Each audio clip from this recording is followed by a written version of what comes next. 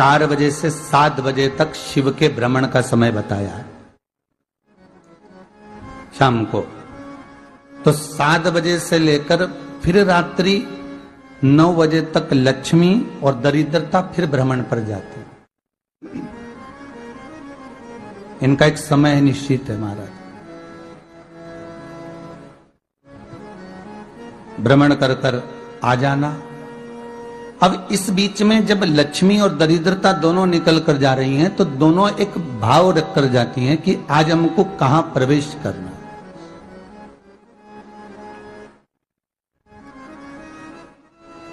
आज हमें किस जगह पर प्रवेश करना है, आज हमें कहां पहुंचना है, आज हमें किस जगह जाना है। और जिस नगर में जिस मार्ग से लक्ष्मी और दरिद्रता निकल कर जाती है, ये दोनों का जब निकलना होता है, इनको स्थान दिया गया जहां पर स्वच्छता हो, घर के दरवाजे पर रंगोली डली हुई हो, द्वार पर जल छीटा गया हो। महाराज उस द्वार पर लक्ष्मी प्रवेश करती है तो दरिद्रता भी जाने लगती है अंदर। जब दरिद्रता अंदर जाने लगती है तो लक्ष्मी उसको रोक देती है, पहले मैं देखकर आती हूं कि तेरे लिए स्थान है कि नहीं, तू यहां रुक।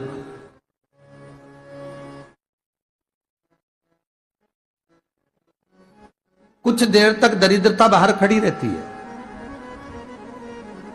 और लक्ष्मी जी की बड़ी बहन जब दरिद्रता बार बार अंदर जाने का प्रयास करती है तो लक्ष्मी जी कहती हैं, जीजी तू इतनी बड़ी होकर तुझे मालूम है तू तेरा सम्मान होना चाहिए, आदर होना चाहिए, और तू अंदर चली जा और कोई तेरा सम्मान ना करे तो कितना बुरा लगेगा, इसलिए तू बाहर खड़ी रहे। मैं अभी आई।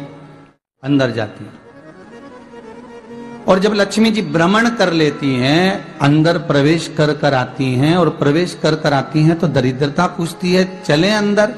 तो लक्ष्मी जी कहती हैं, तुझे मालूम नहीं है क्या जीजी कि जिस घर में मैं प्रवेश कर जाती हूं उस घर में फिर दरिद्रता नहीं जा सकती, क्योंकि ये तेरा वचन था,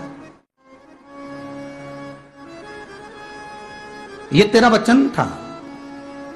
अपन दोनों का जब मंगल विवाह हुआ था, मेरा विवाह जब नारायण के साथ में हुआ और तुम्हारा विवाह जब दुस्साह मुनि के साथ हुआ, दरिद्रता का विवाह दुस्साह मुनि के साथ हुआ।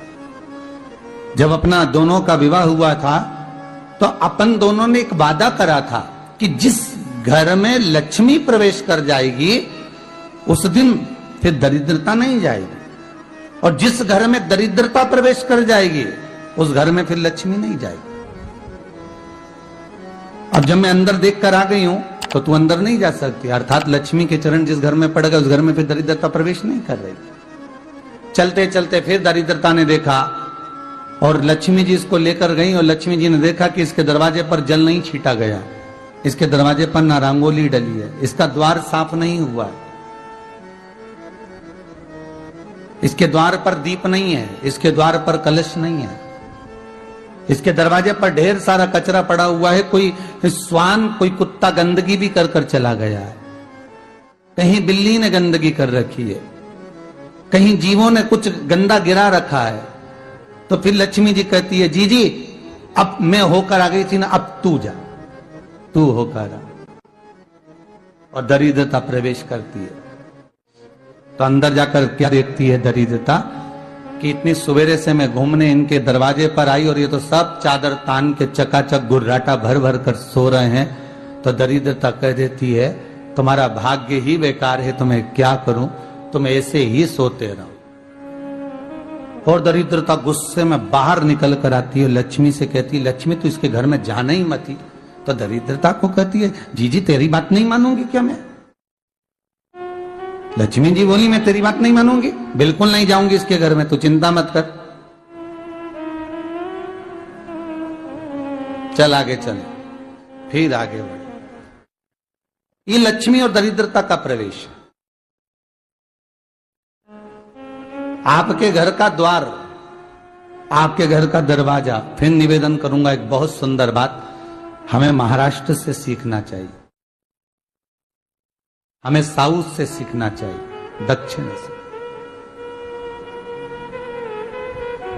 जिस समय पर भक्ति देवी यमुना जी के घाट पर रो रही थी अपने पुत्र ज्ञान और वैराग्य को गोदी में लेकर समय देव ऋषि नारद ने प्रश्न किया था कि तुम कहां पर पोषित हुई हो, तुम्हें ऊर्जा कहां से प्राप्त हुई?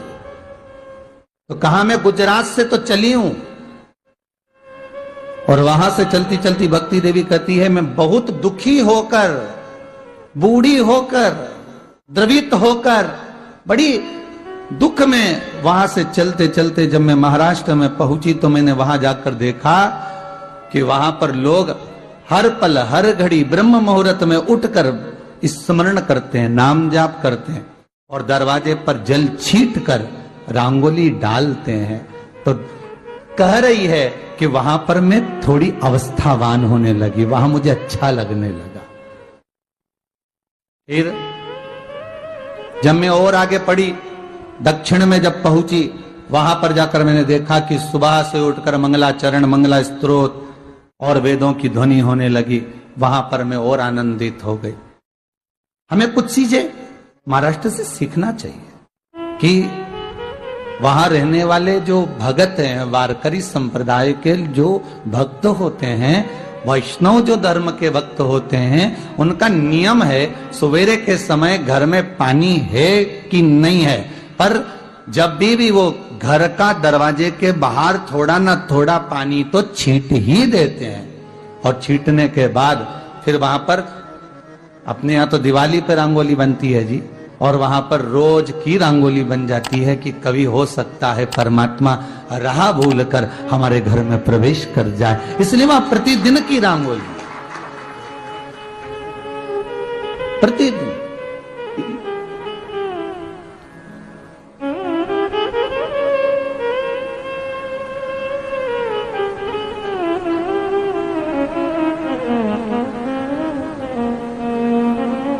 हमें सीखना चाहिए थोड़ा सा।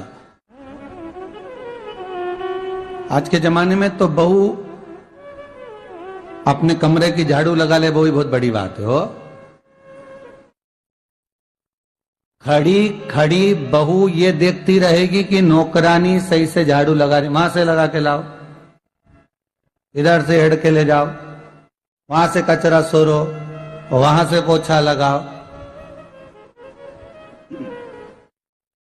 खड़ी रहेगी, उंगली से बताती रहेगी, पर इतना नहीं बनेगा कि सेविका से, नौकरानी से, दासी से कह दे कि तू मम्मी पापा के कमरे की लगा ले, मैं मेरे कमरे की लगा लूंगी, तू जा उधर।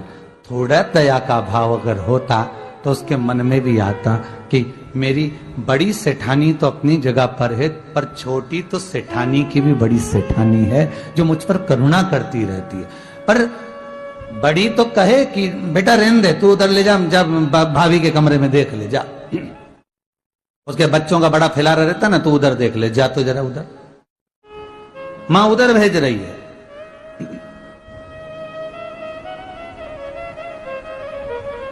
थोड़ा सेवा का भाव हमारे भीतर हो। और एक निवेदन तो हमेशा करा है और अब आज भी करता हूं, पूरे घर की सफाई करवाओ, पूरे घर में तुम पोछा झाड़ू जो चाहे करवाओ, मना नहीं है, पर एक निवेदन है, रसोई घर के अंदर बहू और बेटी ही जाकर भोजन बनाए तो अन्नपूर्णा सदा कृपा करती है महाराज। बहू और बेटी ही।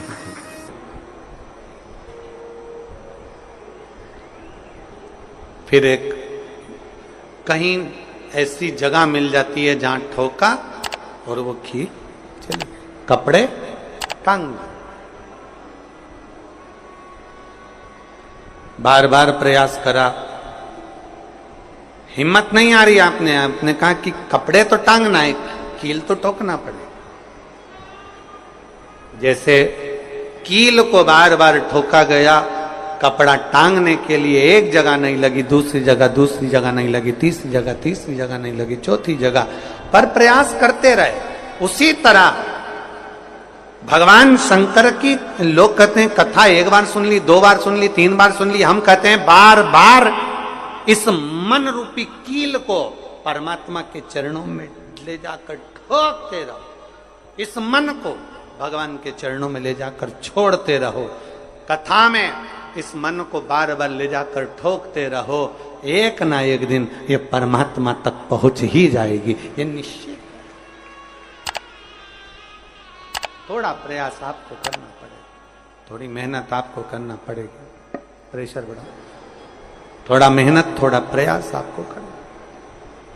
और मैंने तेरे ही भरोसे बाबा, तेरे ही भरोसे हवा बिच उड़ती जावांगी बाबा, डोर हट तो छड़ीला में कटी जावांगी भोले मैं तेरी पदम। अब मन को लगाते रहो, शिव महापुराण की कथा में चित्त लगाते रहो। टीवी खोलो तो शंकर की कथा ढूंढो, टीवी खोलो तो ये देखो कि आस्था चैनल पर कहां कुबेरेश्वर महादेव आ रहा है, कहां कुबेर भंडारी आ रहा है।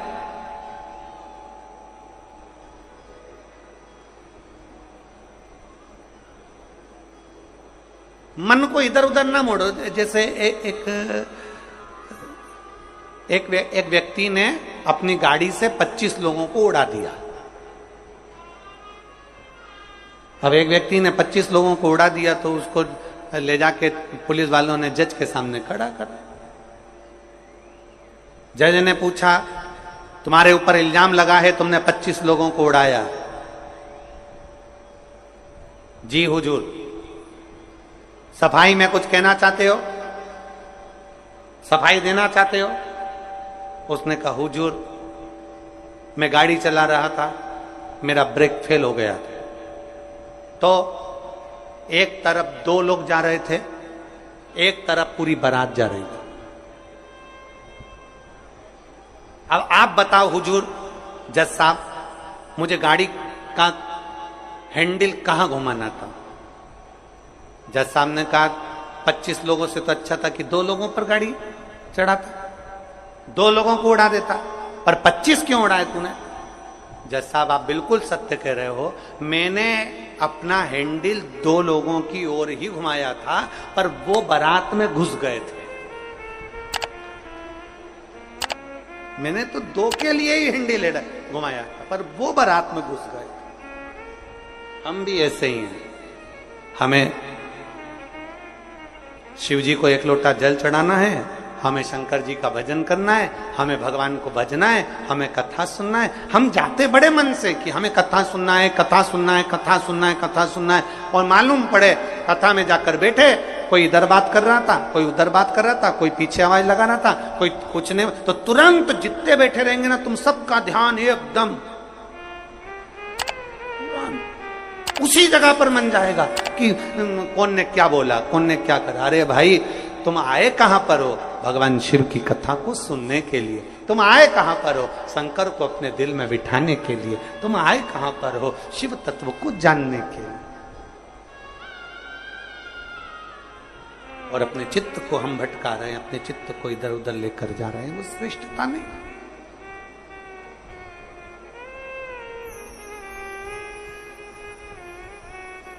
जिस समय पर ब्रह्मा जी ने सृष्टि की रचना करी,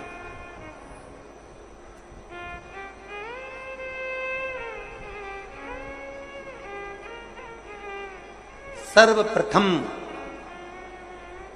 ब्रह्मदेव सृष्टि की रचना करना प्रारंभ करते हैं और देखते हैं कि यह संपूर्ण ब्रह्मांड को मुझे अच्छा बनाना है, प्रबल बनाना है, श्रेष्ठ बनाना है, इसकी रचना करना है, इसका विस्तार करना है। उन्होंने सनकादि ऋषियों को प्रकट कर, सनत कुमारों को जब प्रकट किया, सनत कुमारों को प्रकट करते से ही सनत कुमार तो भगवान शंकर की, भगवान नारायण की भक्ति में ऐसे डूब गए कि उन्होंने सृष्टि का क्रम आगे बढ़ाया ही नहीं। उन्होंने सृष्टि को आगे बढ़ाया ही नहीं।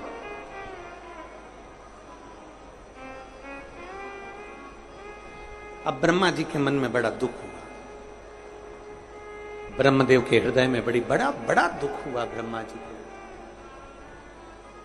ब्रह्मा जी भगवान नारायण के पास में गए और नारायण के पास में जाकर उन्होंने हाथ जोड़कर निवेदन करा। ब्रह्मा जी बोले हैं, नारायण, मैंने सृष्टि का खंड आगे बढ़ाने के लिए सनकादि ऋषियों को प्रकट किया, मैंने सृष्टि को आगे बढ़ाने के लिए सनकादि ऋषियों को मार्गदर्शन किया, पर ये सनकादि ऋषि तो भगवान की भक्ति में डूब गए, आपके भजन में डूब गए, ये तो कोई सृष्टि को आगे बढ़ाते नहीं है। करूं तो करूं क्या, सृष्टि कैसे बढ़ाई जाए, अब ये मुझे आप बताओ।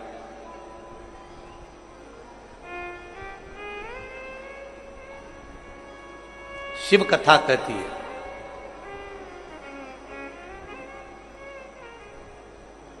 जब आपको लगने लगे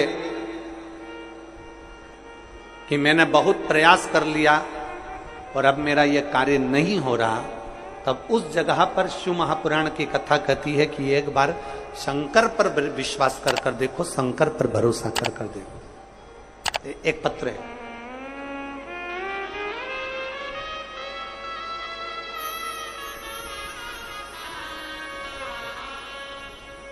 मेरा नाम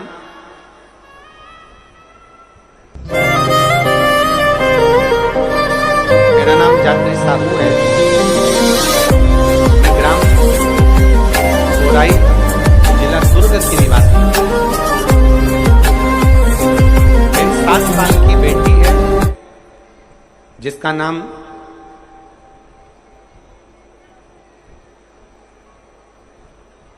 नीला है।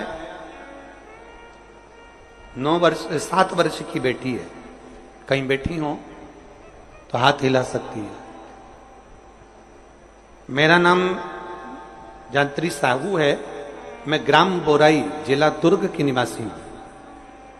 मेरी 7 साल की बेटी है, कहीं बैठी है, बच्ची आई है साथ में, ले आओ उसको, धीरे धीरे ले आओ, ले आओ उसको, धीरे धीरे लेकर आओ। 7 साल की बेटी है, 9 फरवरी को स्कूल से आई और अचानक वो बात कर रही थी तो तुतलाने लगी। तुतलाते तुतलाते उसकी आवाज चली गई, गिर गई, कमर, पैर, हाथ कुछ काम नहीं कर रहा था। बाद में उसने आंखों को भी बंद कर लिया, सुनने की शक्ति भी चली गई। गुरुदेव, हम तुरंत उसको लेकर डॉक्टर के पास भागे। जब डॉक्टर के पास गए तो डॉक्टर ने जब जांचें करना प्रारंभ करा और जांच करते करते करते करते मालूम पड़ा कि इसको एक बीमारी हो गई है जो 2 लाख बच्चों में एक बच्चे में होती है, जिसका नाम GBS है। जिस बीमारी के अंतर्गत शरीर के, गला पकड़ रहा है भाई, जिस बीमारी के अंतर्गत शरीर के एक एक अंग बंद होते चले जाते हैं, उसकी नसें चोक होती चली जाती हैं। GBS बीमारी के अंतर्गत नसें चोक होती चली जाती है, बोलना, देखना, सुनना, शरीर का काम करना सब बंद हो जाता है। डॉक्टर ने कहा यह बीमारी बड़ी खतरनाक है, यह बीमारी ऐसे ठीक नहीं हो सकती, इसको नागपुर ले जाओ। हम अपनी बच्ची को नागपुर लेकर गए। नागपुर में उसका इलाज चालू हुआ। इलाज करवाते करवाते करवाते करवाते 10 दिन हो गए, 15 दिन हो गए, पर बच्ची को होश नहीं आया, वेंटिलेटर पर पड़ी रही। ना बोल पाती, ना चल पाती, ना देख पाती, ना सुन पाती। तब किसी ने कहा कि सीहोर वाला महाराज कथा कहता है, उस कथा को एक बार इस बच्ची के कानों में सुनाना प्रारंभ करो। डॉक्टर तो अनुमति नहीं दे रहे थे, पर हमने डॉक्टरों से बोलकर बच्ची के कानों में हेडफोन लगा के कथा कहना प्रारंभ किया। शिव मंदिर जाकर बेलपत्र लाते, उसके पलंग पर रख देते, थोड़ा सा जल लाकर उसके होठों पर लगा देते। 21 दिन निकल गए पर बेटी होश में नहीं आई। 21 दिन तक होश में नहीं आई।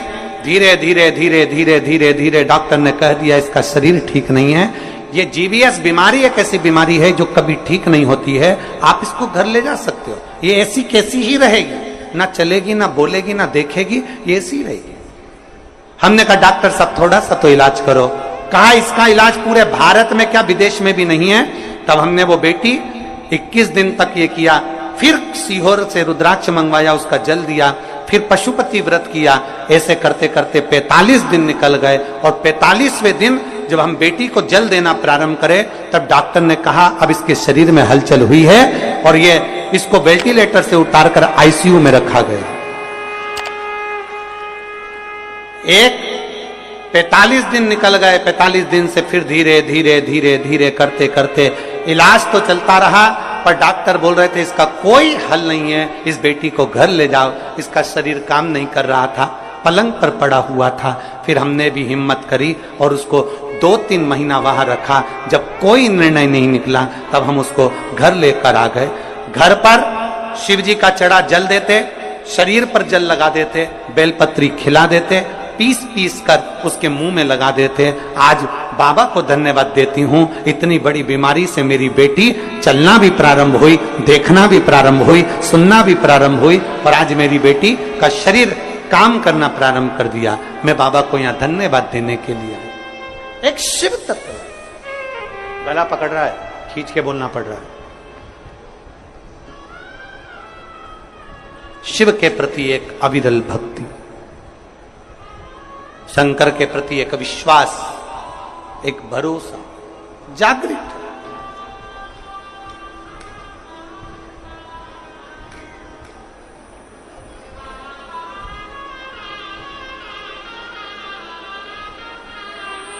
एक लाइन इन्होंने बहुत अच्छी लिखी है, बाबा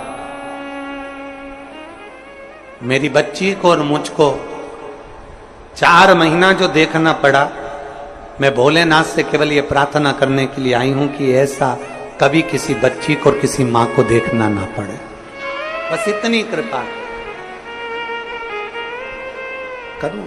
शिव औघड़ी है, शिव त्रिकालदर्शी है, शिव शंभु औघड़ी, त्रिकालदर्शी कैलाशी अविनाशी है। ब्रह्मा जी कह रहे हैं सृष्टि कैसे बढ़े,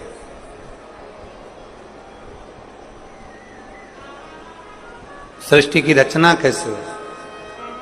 भगवान नारायण ने कहा कि आप एक काम करो, भगवान शिव के पास में जाओ, शंकर जी के देवाधिदेव महादेव के पास में जैसे ही पहुंचे, भगवान शंकर से प्रार्थना करी ब्रह्मा जी ने कि मैं सृष्टि को कैसे बनाऊं, मैं सृष्टि की रचना कैसे करूं, इसको बढ़ाऊं कैसे, क्या करा जाए। भगवान शंकर ने कहा ब्रह्मदेव यदि भूलवश भी श्रावण महीने की शिवरात्रि के दिन आपके स्मरण में हो, अगर भूलवश भी एक लोटा जल या शिव नाम मुख से निकल जाता है तो फिर उसको कुछ नहीं करना पड़ता, करता देवाधिदेव महादेव।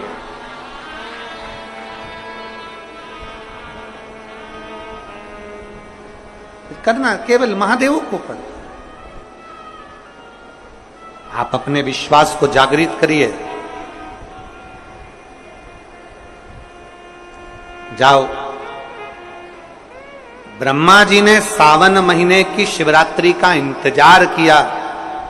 श्रावण की शिवरात्रि के दिन ब्रह्मदेव ने शिव का स्मरण करा। बाबा की ऐसी कृपा हुई कि सृष्टि की लीला प्रारंभ। हृदय से दक्षादि को प्रकट किया। माता प्रसूति के गर्भ से सती का जन्म, और वो सती माता को भगवान शिव कुंभज बाबा के आश्रम में लेकर गए हैं। शिव भगवान कुंभज ऋषि के आश्रम में कथा को सुनने के लिए लेकर, अगस्त बाबा के आश्रम में कथा सुनने के लिए गए। कुंभज ऋषि के आश्रम में कथा को श्रवण करने के लिए लेकर,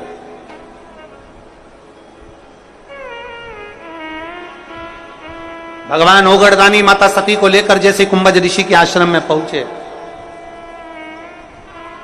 जैसे कुंभज बाबा के पास में पहुंचे, कुंभज ऋषि के आश्रम में पहुंचे, भगवान कुंभज ऋषि ने, अगस्त ऋषि ने सती माता को देखा। आ जाओ।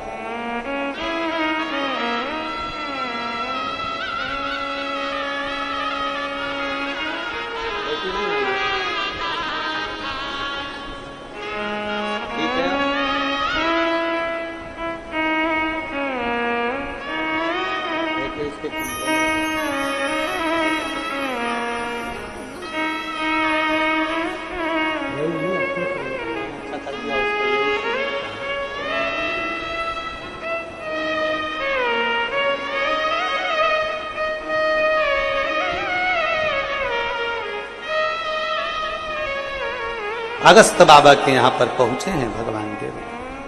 अगस्त ऋषि, कथा प्रारंभ हुई।